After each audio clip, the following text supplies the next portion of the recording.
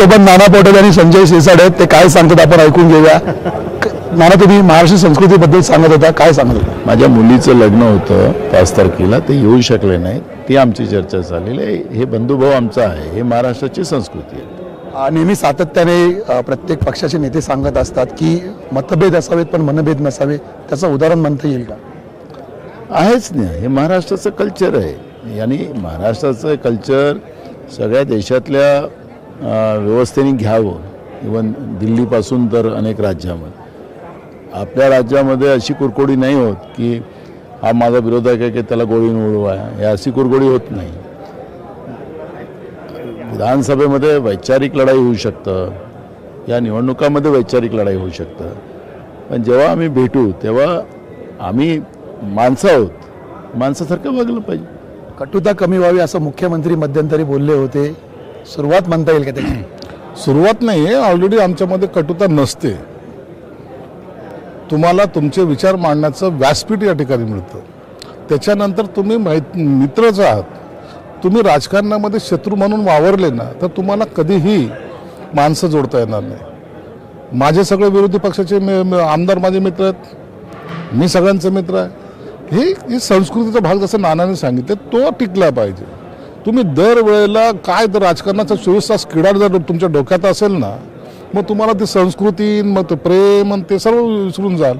मग एकलकोंडे ज्याला म्हणतात ना, काही लोक जसे आहेत तसं तुम्ही व्हाल. आणि मला वाटतं त्याचं योग्य नाही आहे. मित्र म्हणून राहा.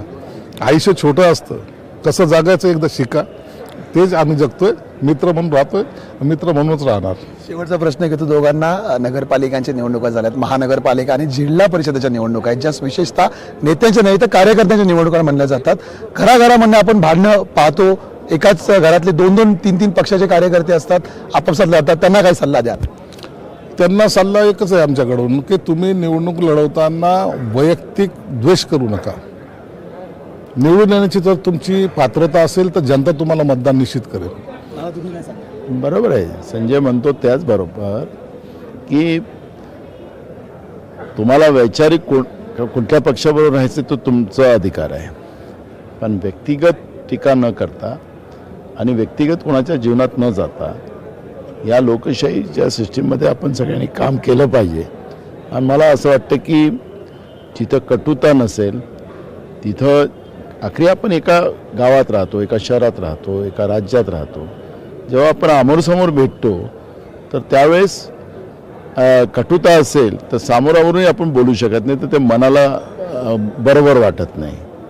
आणि आपण छत्रपती शिवाजी महाराजांच्या महाराष्ट्रात आहोत. शिवाजी महाराजांनी आपल्याला हेच शिकवलेलं आहे की आपला विरोधकही असेल, कारण की जेव्हा त्यांच्या सरदारांनी मुस्लिम महिला आणल्यात शिवाजी महाराजांकडे, तर त्या सरदारांना शिवाजी महाराजांनी रागवलं, अरे या माझ्या बहिणी आहेत, माझ्या आई आहे आणि यांचा सन्मान करणं शिका. हे आम्हाला शिवाजी महाराजांनी शिकवलेलं आहे. त्याच्यामुळे आम्ही ज्या छत्रपती शिवाजी महाराज आमचं दैवत आहे आणि छत्रपती शिवाजी महाराजांनीच आम्हाला हे शिकवलेलं आहे की सगळ्यांनाच आपलं बनून चाला.